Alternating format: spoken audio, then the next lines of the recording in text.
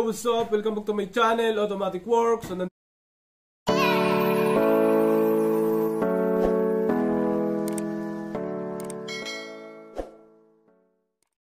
yun, monitoring tayo ng ABS sensor. So ito yung sensor ng ABS. Front left wheel speed sensor, front right wheel speed sensor, rear left wheel speed sensor, tapos rear right wheel speed sensor. Tapos voltage supply, buo tayo. Ayun, may voltahe. Naka-on, yung stop lamp switch naka-on. Tapos tire circumference. So, wala na akong reading dyan. Dito na ako. So, tingnan natin kasi may problema daw yung front left ni sir. Tingnan natin dito kung gagana nga siya o hindi. Nakailaw lagi yung ABS, tapos yung check engine niya nakaandar. Patatakbuhin namin. Gagana to pag tumakbo. Sige, abante mo sir, dahan-dahan lang. Front left, nasa ayun, pinakaibabaw nga. Sige, diretso mo lang. Straight lang, ayan. So, yung front left nga ang wala. Okay, so sensor. Ikaw ba sir nagpalit na ng sensor, no? Ako sir, nagpalit na ng sensor si sir. Brand new. Pinagpalit mo na rin yung sensor hub kabilaan. Paano pinapalit? Yung yung pinaka bearing do sa loob. Yung tinatamaan nito pinagpalit mo na. Pinagpalit mo na. So tingnan natin dito, wirings. Mitsubishi Mirage to na manual, yan. Tingnan natin dito yung wiring socket kasi nagpalit na siya ng sensor. Pero double check din natin yung sensor. Paano nag-umpisa to sir? Bigla na lang nangyari? Kasi second owner ako nito. Ang sabi sa akin nung first owner, dati before daw wala pa daw yan. Okay. Kaso nga lang nung nagpalit daw siya ng bearing, lumabas. Tapos nung lumabas na daw yun. So inanswer niya daw yun sa mekaniko. Ngayon sabi dun sa mekaniko sa may Petron sa Quezon City. Okay. Baka daw yung sa machine shop baliktad yung pagkakabit ng wheel bearing. Okay. So yun yung kwento niya sa akin. Kaya doon ako ngayon, sabi sa akin, kung gusto ko daw matanggal, kahit ayos pa yung wheel bearing ko, kailangan kong palitan yung wheel bearing ko kung gusto ko matanggal yung ABS. So nung time na yun, hindi ko pa naman, okay lang naman siya sa akin. Dahil sa ngayon gusto ko na siya matanggal yung ilaw, nagpalit ako ng wheel bearing. Okay. Nung nagpalit ako ng wheel bearing, hindi pa rin siya natanggal. Ganun pa rin. So nilapit ko na siya sa nag-i-scan din. Kasi ni-scan nga, yun yung lumabas front left, front left, tapos nung sinabi ko yung bearing, okay. Sabi niya ano na yan, yung sensor, ABS sensor na yan. Sensor naman. Opo. So, tapos umorder ako ng sensor. Nung pagkakabit ng sensor, wala nangyari. Ganun pa rin. Sige, trace natin to. So ang kunin natin dito, volts and signal, voltahe at signal ng sensor. Alright. Sa na yun? So ito yung ABS module. Tingnan natin dyan sa socket, baka yung buong ABS module sira. So hindi naman kasi gumagana yung isa. Tapos galing dito papunta tayo sa ABS module, papunta tayo dun sa kabilang linya. Ang ABS nito nakikita to rito Ayan, yan, ito na nga. Ayan yan, silip na yan. Ito na yan, di ba? Okay, so hulaan natin yan kung saan yan pumunta doon. Yan mga sir, nakakaabala sa pagmamaneho. Yan yung ABS. Diretso na tayo dito. Huwag na nating patagalin siguro. O mas maganda siguro parang mano-mano lang nakuha. Okay, tingnan natin yung diagram muna para makita natin kung anong diretsong wire. Yan, ito yung continuity niya. Kinuhanan na natin. Ayan, green tsaka violet. Papunta doon, green tsaka violet din. Buo siya, walang putol. Ngayon, kuhanan natin ng live mismo na kuryente kung meron. Yun, dinigdi natin. Ito kasi may isa, solid volt. 12 volts yung isa, 12 volts tong isa. Charging volts, kumbaga. Ito ilalim. Yan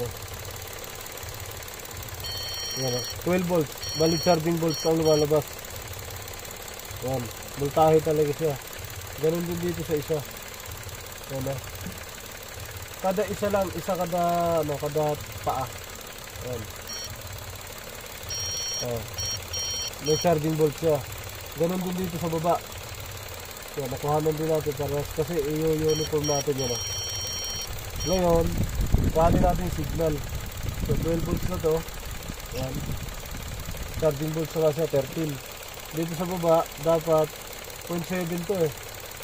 Anong nangyari? Nagiging 0.7 pa rin, pero magre-reading yan pag tumatakbo. Ngayon dito sa kabila kuhanan din natin ng 0.7. Ayan na. Ito. Ayan. Oh, yun. Ano ba ito? Yan, 0.7. Ang gawin mo sir, dahan-dahan ka atras. Alalay lang, atras. Tika lang.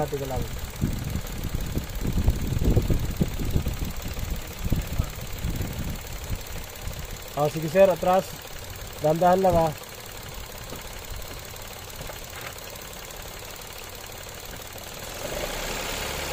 Yan, may reading siya. Sige. Ayan na, nag 1.4, 1.5. Yan. Sige. Tiya. Yun, ang sira ito. Ito ang kukuha na natin kung parehas siya. Kung meron siyang 1.4, may high and low. Sige sir, atras. Papakan na. Yan, ito. Ito yung sa left. Sige, atras. Sige. Okay. Wala. Ibig sabihin, ito 12 volts. 12 volts. Ibig sabihin malamig. Hindi tumama ang bearing. Okay? So buo ang sensor, buo ang wirings, hindi tumama ang bearing. Sir. So nag-live data tayo. So nag-actual, hindi talaga gumana. Off natin 'to. Subukan natin i-clear tapos kuhanan ko siya ng so kung kaya siyang mag-adapt, clear natin clear tapos adapt. So dagdag troubleshoot, hindi siya nawala. Nag-live data na tayo tapos nag-live test. Hindi nawala. Okay, clear. Ayun, nawala ang ABS. Wala. Asan na ba yun? ABS. Ito lang ABS. Airbag. PDIK, wala. Uy, ba't ganun? ABS. Red fault code.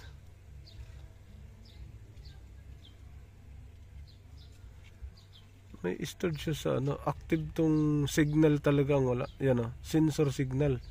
Clear natin to. Clear fault memory. Yes. Matigas ang problema. Kasi pwede dito yan.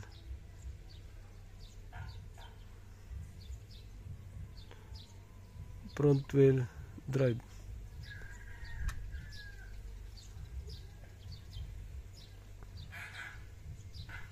Tapos ang lalalim nga. Tingnan mo nga yung ilaw sa likod, trick, kung nailaw, trick. Inulit natin pag-scan. Ito siya Kailangan talaga tanggalin to. May picture ka nito sir nung nagtanggal kayo ng sir. So hindi siya nawawala. Ang problema ng kanya is yung mismong gear na iniikutan ng ABS. Doon nagka-problema. Hindi ko na alam kung baka natakpan. Pero sabi niya pinalitan daw. Baka hindi umabot, umiksi, or hindi umabot, or ang nangyayari lihis. So kailangan lang magdagdag o bawas ng washer. Kung may mga washer na malalaki, dagdagan lang yun kung hindi tumama. Okay, check tayo ulit. So dito tayo sa baba, tinanggal natin yung gulong, binunot natin yung ABS sensor na bagong palit.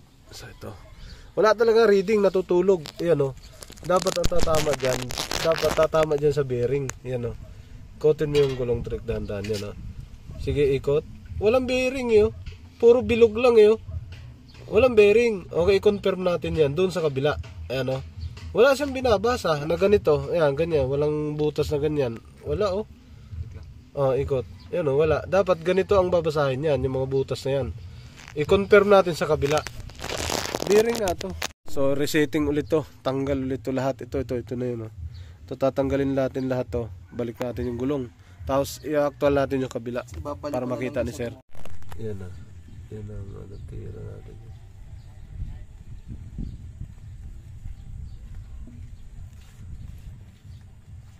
Yan na. Yan siguro yung dalawa. Aga pa. Kasi kung arawan, maaga pa eh.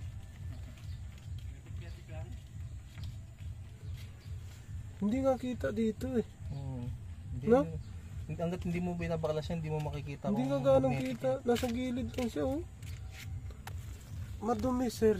Yun, balik natin to. Nilinis natin to, madumi dito. Doon sa kabila malinis. Subukan natin ibalik na ulit yung gulong. Tapos check ko ulit doon sa kabila kung gaano kalayo yung nangyari doon na ano, ngipin. Kasi dito nakita ko eh. Sa kabila na lang. Yan, sige, ikutin mo. Op, dahan-dahan. Yan. Tiga lang. Nawala. Yan na. Tiga lang. Yan muna. Sige. Ikot. Ang layo nga oh. Malayo. Wala nga siyang groove. Nasa gilid pa lang groove niya. Wala sa gitna. Malayo. Kanto lang ang makikita mo dito. Tiga lang. Sige, ikot ka para makita talaga mamaya. Yan o, dahan-dahan lang. Ayan o. May itim naman siya. Itim na kanto lang. Walang ano, walang groove oh. Wala no. Oh, wala. Ang groove niya nandiyan sa butas. Nakikita mo hindi nga bearing yan. Hindi. Ano yan? Yan yung sa spacer lang. CB joint. Oo, CB joint yan. Nandito siya sa gilid. Yan o. Wala, ang laki na ng ano, ang laki na niyan. Pero ito yung ano eh, ito yung ano ng yan na dapat yan, oh, sa gilid na yan, yan yun. Hindi gumagalaw, yan yung bearing. Oo, yung gilid na yan, yan oh. Wala nga, ayan oh, ang kapal na ng ano, bakal na yan, ng usli. Oh, hindi, yan yung bearing eh. Oo. Tapos papatong dyan yung pinaka-sensor eh. Oh, wala oh. Kaysa doon sa kabila. Yan oh. So ano yung dapat nakapasok ka? Kung tutuusin, kita yan, di ba? Dapat nakalabas na diyan yung pinaka tatama doon sa sensor. Yan wala. Wala oh, ang lumabas bakal na yan oh. Oh, bakal na lahat yan. Ayun, layo, ayun siya oh. Ayun, yun. Masyado siya nakapasok. Pasok, ayun, yun siya yung puti. Yan, yung sinasabi mo. Napakalayo sa guide oh. Pag ilagay natin dito sentrohan natin. Mga ganyan siguro. Wala oh. Yan, ito, sentro na to. O, iganyan natin para, kasi ang purpose natin, bakit natin nagilid? Para makita natin yung tatamaan ng sensor. Malayo, oh. Malayo, oh. Dito, isentro natin, ganyan. Yan ang pinakasentro niya. Matin mo, Trek.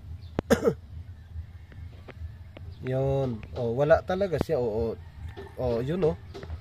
Yung guide, kita na natin. Pero yung usli ng bakal, wala, oh. Bakal lang yan lumalabas. Wala talaga yung tatamaan, oh. Wala, oh. Ang layo. Hindi lapat. Oo. Ang layo niya dito. Kasi dapat diyan lang ang pinakagilid niyan, guide yan. Tapos dapat lalabas pa siya diyan. Dapat nga tatapat siya. Pantay nga siya. Hindi siya, nawala na nga siya. Oh. Ang layo na ng silip, oh. Lubog pa siya, no. Lubog pa, oh, kasi ang layo na ng silip niya, no. Wala tayong problema diyan sa wiring. Siya, no, ang layo ng upo niya, oh. Oh. Uupo pa siya ng ganyang kakapal, oh. Tapos kung lalabas pa siya diyan, yan yung pinaka-guide, dapat makadikit siya diyan, eh, yung pinaka-ibabaw na yan, oh. Dapat makapasok siya diyan kasi may guide naman, eh. Ang kaso, labas na nga siya rito, sobra pa yung labas ng guide. Yun, may takip na sa ilalim. Yung ABS. So, for good yan, hindi for bad. Ano yan, sa requirements bukas, sana pumasa. Sabi na ng may-ari yan, hindi sa atin. So, good luck. Pag pumasa, saka natin patinuin kasi ubos na yung oras niya. Nagpalit na siya na sensor, bearing, ganun pa rin. Pero nakita namin problema sa non-magnetic ng ABS. Sa mismong binabasa ng sensor. Yun ang nawala. Lahat kasi ng signal buo na. Okay. Good luck bukas. Yan lang ang baon niya. Okay. For good yan, hindi for bad. Sa may-ari yan mismo. Sir, yun na. Okay na. Naibalik na natin. On tayo susi. Wala nang ABS yan. ABS light. Wala na. Okay. Kahit i-start yan, walang problema. Off. On. Wala nang ABS. So, for good yan sa may-ari. Sa requirements yan. Okay. Yo, what's up? Welcome back to my channel, Automatic Works. So,